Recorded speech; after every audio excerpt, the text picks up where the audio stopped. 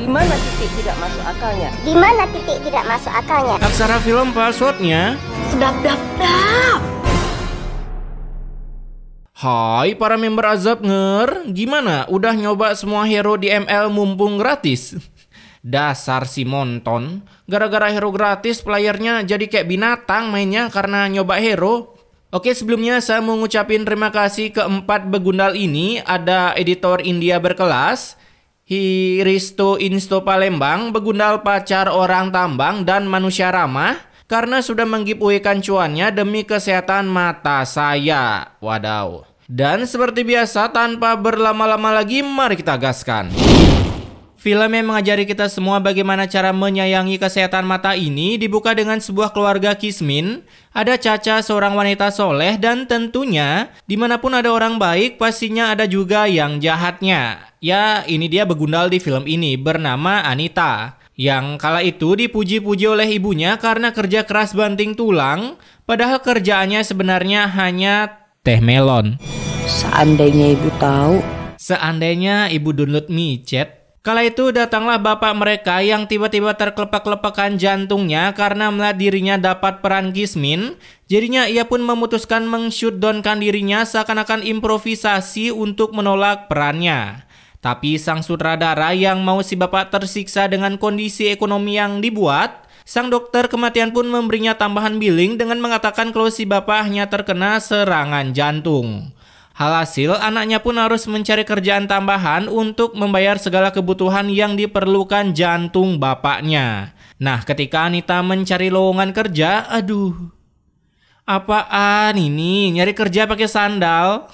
Namun beruntung, sang sutradara memberi jalan Anita untuk mendapatkan pekerjaan dengan memberi Anita jurus tebar pesonanya sampai membuat begundal di toko elektronik ini tersakni-sakni. Ini orang lamar kerja kayak lagi bagiin brosur promosi. Pengalaman saya udah bagus gitu masa. Rumah Sakit Harapan. Lah, ini CV kerja apa surat keterangan baru keluar dari RS? Bapak bisa aja. Buset, orang lamar kerja apaan pegang-pegang rambut kayak orang lagi kutuan. Alhasil si Anita pun auto keterima kerja. Nah, keesokan harinya saat bekerja, si Anita pun berhasil membuat traveling otak si bapak ini sampai ia pun tergiur dengan hasil tawarannya. Yakin Pak yang kecil aja, nggak mau yang lebih besar aja nih. Buset. Kemudian melihat pelanggan bapak-bapak seperti orang sukses ini, Anita pun langsung mencoba menggodanya. Dan ya mungkin bapak ini baru keluar dari goa sampai heran melihat wanita. Karena sekali melihat penampilan Anita, si begundal ini langsung, aduh. Kalau untuk hal lain kira-kira kamu bisa dihubungin nggak? Hubungin apa tuh? Hubungin badanmu dengan badanku. Ketika pulang kerja, ternyata ini begundal udah berhasil macarin bosnya yang padahal udah punya istri, bahkan memberinya uang segepok untuk tanda cintanya. Ini tuh cuma bonus buat wanita spesial cantik. Bisa aja si Madun yang udah gede. Di rumah sakit terlihat bapak si Anita yang memakai headset yang kelilit di hidung, ya ala-ala orang sekaratul maut. Tak lama kemudian datanglah si Anita yang sabis dicas, membawakan orang tuanya segepok cuan dan makanan. Tapi saat dibuka, ternyata zong, karena makanan yang dibawa Anita tiba-tiba berjamur. Buset, kayak main Super Mario. Asik, indera keenamnya sudah mulai kebuka sedikit demi sedikit. Keesokan harinya ketika Anita mencari kontrakan tapi nggak punya uang, ia pun dengan akal budi pekerti yang luntur dengan gampangnya mengatasi ketidakpunyaan uangnya itu dengan cara seperti ini. Saya belum gajian, tapi kalau Bapak mau main ke sini boleh loh. Waduh, ini si Bapak rudal Rusia aman Pak? Si bapak pun langsung terkelepek-kelepek sampai datanglah istrinya yang langsung berbacot ria di sana karena mengetahui suaminya ingin menggrepe wanita lain. Ternyata banyak laki-laki yang bisa peras ya. Jurus Eida emang bahaya banget ya guys. Kala itu datanglah adik Anita yang dengan polosnya berkata seperti ini. Benar, selama ini kakak bekerja jadi perempuan gak benar. Polos sekali cangkemnya. Mendengar adiknya berbasa-basi lewat jalur surga, Anita pun tentunya langsung membalasnya dengan jurus bacotan penghuni neraka. Karena ternyata si Anita ini menyewa sebuah kontrakan untuk melakukan perbuatan ya itulah. Masa kalian nggak tahu dah? Nggak usah sok-sok polos lah. Malam harinya Anita yang pulang pun membawakan ibunya oleh-oleh. Apalagi ia juga berkata kalau ia sudah membayar DP kenaikan haji orang tuanya agar bisa menyalip tukang bubur naik haji yang entah di episode berapa film itu naik haji. Tapi sang adik yang mendengar itu, ia pun langsung mengerosting kakaknya di depan orang tuanya, seakan-akan cangkemnya ingin mengsarkas kakaknya. Hati-hati loh, banyak laki-laki yang gak bener di luar sana. Nah loh, panas dingin gak tuh disindir? Saat pagi harinya ketika sarapan, Anita pun tiba-tiba tergenjutsu melihat hewan paling ditakuti kaum lelaki dan tentunya sangat realistis banget animasinya menggerogoti nasi dan tubuh si Anita. Merasa ada yang aneh dengan rumahnya, Anita pun cepat-cepat minggat dari sana untuk pergi ke kantor. Terlebih lagi ia nggak akan balik ke rumah lamanya karena sudah memiliki rumah kontrakan untuk kegiatan teh rasa melonnya. Dan benar saja di hari itu si Anita mendapatkan pelanggan si begundal ini yang baru aja mau diajak. Istrinya malah menelpon karena sedang mengidam suara suaminya. Asik. Nah, si Anita yang risih, ia pun lalu memberikan sebuah solusi yang sangat tidak masuk akal. Ganti istri aja kenapa? Namun beruntung bapak ini menolak karena mungkin spek istrinya jauh di atas Anita. Kalau speknya lebih tinggi kok bisa kegoda Anita ya? Ya biasalah orang kaya gabut ya gini. Ya buat jajan kamu lah. Aduh, dikit kali cuy duitnya. Harga dirinya dibayar segitu doang. Itu biaya yang ngelahirin dia aja kagak sebanding sama duit yang dia dapat, cuaks. Dan beberapa hari kemudian datanglah istri bos Anita yang marah-marah karena mengetahui suaminya selama ini suka mantap-mantap dengan Anita. Terlebih lagi ia sampai jajanin begundal ini iPhone dong sampai membuat kondisi ekonomi rumah tangganya menjadi anjlok. Lalu dengan gebleknya ini Anita, padahal mau mengeluarkan jurus semburan air panas, dia malah nyiram dirinya sendiri yang padahal lagi berfotosintesis. Sampai membuat Vale memberikan ibunya pesan immortal dengan menjatuhkan foto Anita yang menandakan kalau Anita sebentar lagi akan terdeletekan menggunakan ulti Vale. Kemudian di tempat Anita karena nggak ada CCTV seperti kasus Simulet, ia pun menggunakan kegeblegannya itu dengan cara memanggil para minion level 1 yang tiba-tiba ada di rumah Anita, lalu bilang kalau istri bosnya telah berbuat kasar dengan menyiram Anita dengan air panas. Jadinya para figuran ini langsung berniat membawa istri bosnya ke kantor polisi. Malah dia yang merebut suami saya, kenapa saya yang ditangkap? Ya, udah biasa di sini tuh mah. Belum aja dengar begal dikeroyok korban, si korban yang masuk penjara. Cuaks. Beruntung ada adik Anita yang berhasil membatalkan niat figuran ini dengan berkata terang-terangan kalau kakaknya memang seorang pelakor. Ya udah kalau gitu, saya minta maaf. Mari Pak, mari.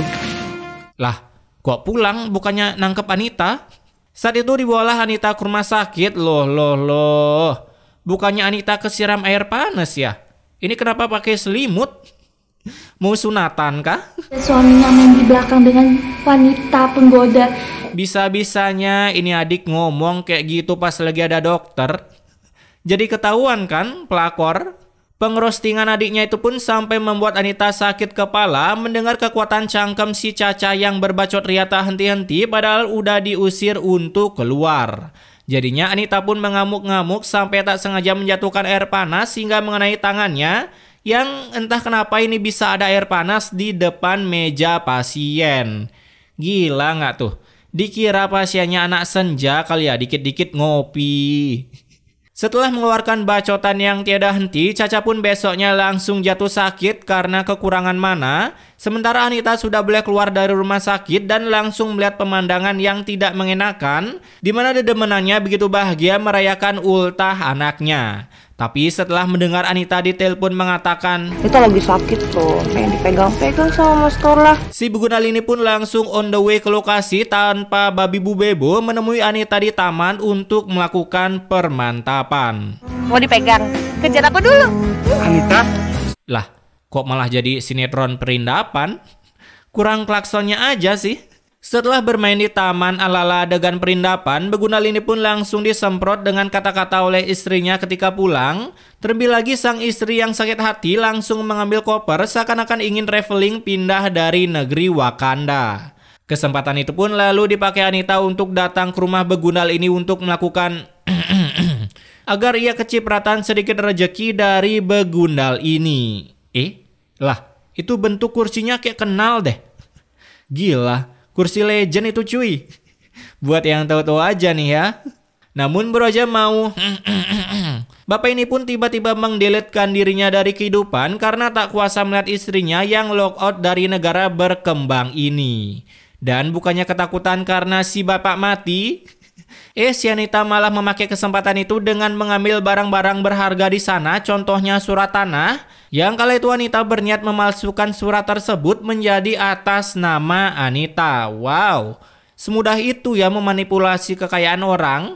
Tak lama kemudian kembali lagi istrinya yang ternyata nggak jadi pindah negara, dan begitu terkejutnya mereka melihat suaminya yang tiba-tiba rebahan santuy di lantai seakan-akan tak ada beban hidup. Padahal cantikan istrinya loh daripada Anita, bisa-bisanya kegoda. Keesokan harinya entah bagaimana Anita keluar dari rumah itu tanpa ketahuan karena ia tiba-tiba nongol di tempat kerjanya dan sedang digoda oleh bosnya. Dimana Anita meminta kejelasan tentang hubungan mereka karena sudah sering dirudal paksa tapi tak dinikahin. Namun sayangnya percakapan itu harus terhenti karena tiba-tiba toko si Begunal ini kedatangan skill 2 Valir yang begitu realistis. Bahkan sampai membuat mata saya terharu karena saking perihnya ini grafik bangke. Terlebih lagi saat kebakaran mereka tiba-tiba terjebak di dalam toko sampai si Anita pun harus tergedik sebuah kardus kosong. Kardus kosong, denger tuh. Yang tentunya sangat tidak memanuk akalkan di sini karena kata dokter, kondisi pasien cukup stabil Pak, masih belum sadar pasca operasi. Gila, kegedik kardus doang harus operasi. Itu tubuh apa Lego? Mudah kali dicopotnya. Singkat waktu ketika si Anita sudah boleh pulang, terlihat tangannya yang diperban seakan-akan menyembunyikan tanda kutukan dari Orochimaru. Karena Broja pulang dari RS, ini Begundal malah minta pergi dari rumah untuk balik bekerja. Lah, bukannya tokonya kebakaran ya? Karena otak si Anita yang konslet ini, apalagi orang tuanya ikut-ikutan konslet, jadinya mereka percaya-percaya aja kalau Anita kembali bekerja. Buset dah. Apalagi kini orang tuanya memang sangat sibuk karena harus melakukan penggebean pahala di kampung sana sebelum mereka pergi menyusul tukang bubur naik haji. Ririn juga bisa sukses kalau kerja seperti kakaknya. Belum tahu aja dia kerjaan teh rasa melon. Namun selama apapun kita menyimpan telur busuk pasti akan ketahuan juga. Karena ketika Anita mengeluarkan prasmanannya, tiba-tiba nasi kota itu mengeluarkan hawa-hawa parfum yang hanya bisa ditangkap kameramen negeri Wakanda. Ya mungkin karena menggunakan kamera dengan kecepatan 1000 fps. Dan karena bau-bau kentut buto ijo itu membuat para warga pun bubar secepat mungkin karena mereka sudah mengetahui kalau ini adalah detik-detik pengazaban. Nah benar saja, keesokan harinya si Anita dikabarkan kalau jasa travel naik haji yang dipakainya tiba-tiba terkena kasus penggelapan dana. Jadinya satu keluarga si Anita batal menyusul tukang bubur naik haji untuk naik haji. Sesampai di rumah si Anita tentunya sangat bersedih. Terlebih lagi ia sudah mengobrol harga dirinya demi uang naik haji orang tuanya. Tahu-taunya zong. Nita akan kerja keras untuk berangkatin ibu sama bapak. Teh melon lagi, teh melon lagi. Tapi salut sih, demi orang tua dia rela kayak gini loh. Gila, kayak Itachi aja ya. Nah besoknya bertemulah Nita dengan bosnya yang sekarang sudah kismin. Bahkan hampir gila karena kehilangan jejak Yayang Rapunzelnya ini. Kamu janjikan mau hidup sama aku apapun yang terjadi? Janji mau hidup sama aku apapun yang terjadi itu maksudnya mau kamu hidupnya kayanya segini-gini aja atau nambah kaya Bambang? Emang ya kata-kata wanita itu mengplot twistkan kali. Halhasil karena si Begundal ini memaksa, Anita pun tak sengaja mendorongnya hingga berseluncuran ke sebuah sungai dan berbahan santuy seperti putra duyung. Nah singkat waktu diceritakanlah Anita sudah bertemu dengan sugar daddy yang baru, di mana ia sampai menyewakan sebuah kontrakan untuk Anita agar lebih gampang dengan Anita. Karena aku bakalan sering datang ke situ. Karena aku bakalan sering datang ke situ merudal kamu. Hari demi hari si Anita pun berhasil mendapatkan cuan yang banyak dari sugar daddy-nya, hingga ia pun mampu membayar travel agent yang baru untuk mendaftarkan orang tuanya pergi umroh. Gila, salut sih ini. Namun Broja senang mendapatkan uang segepok. Malam harinya datanglah ulti Eudora yang langsung menyambar TV di rumah Anita sampai meledak padahal nggak hidup. Buset. Real banget guys, ledakannya sampai kena tangan. Sehingga karena ledakan ketidakmanuakalan yang mengenai tangan Anita, ia pun sampai tershutdown-kan sementara. Di rumah sakit, Anita pun sampai diberi vaksin rabies oleh dokter agar bisa selesai menebar virus pelakornya. Dan tentunya suntikan itu membuat Anita kejang-kejang kesakitan karena ia ternyata sedang terkena genjutsu seakan-akan berada di neraka. Wow, ternyata gitu ya penampakan neraka. Maka si kameramen yang selalu setia nemenin Anita, kita jadi tahu neraka deh. Alhasil karena Anita tak bisa keluar dari genjutsu tersebut sedangkan kameramen bisa, ia pun harus meregangkan nyawanya di sana. Ya ilah. Ini di rumah sakit loh. Itu dokter ada alat masih aja pakai tangan buat vonis orang meninggal. Singkat cerita, ketika Anita selesai dimandikan, tiba-tiba kain penutup kerandanya terbang karena terkena ultivale sampai membuat para warga harus mengejar kain tersebut hingga keliling dunia. Gila. Kayak lagi ngejar layangan putus aja dah. Ganti baru aja kan bisa, Bambang, demen bet dah nama durasi.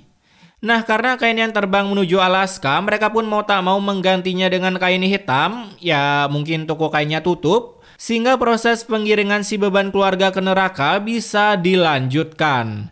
Ketika sampai di makam, tertumben banget tak ada ulti-ulti yang menghambat proses pemakaman. Namun saat para warga pulang, muncullah sebuah efek CGI yang mematikan mata kalian semua. Karena tiba-tiba muncul semburan lava yang entah datang dari mana. Kok bisa gitu loh? Sejak kapan lava tiba-tiba datang nyemprot kayak gini? Padahal udah jelas-jelas di Google loh, tertuliskan nih. Dari mana lava berasal? Dari erupsi gunung berapi atau retakan di kerak bumi. Ini nggak ada retakan sama sekali kok tiba-tiba ngecrot. Oke, pesan immortalnya di sini, setelah gue nonton kisah Anita ini, ternyata makin yakin banget gue kalau kita hidup di negeri Konoha. Karena kisah Anita ini hampir mirip dengan Itachi yang rela disebut sebagai pengkhianat demi menyelamatkan desanya. Tapi bedanya ini Anita, ya gitu, rela disebut cewek obralan demi melihat orang tuanya naik haji. Ya jadi bingung kan malaikat nyatet dosanya. Pantesan aja nggak ada ulti pas OTW ke pemakaman. Oke, tapi intinya ya kalian tetap stay wak guys.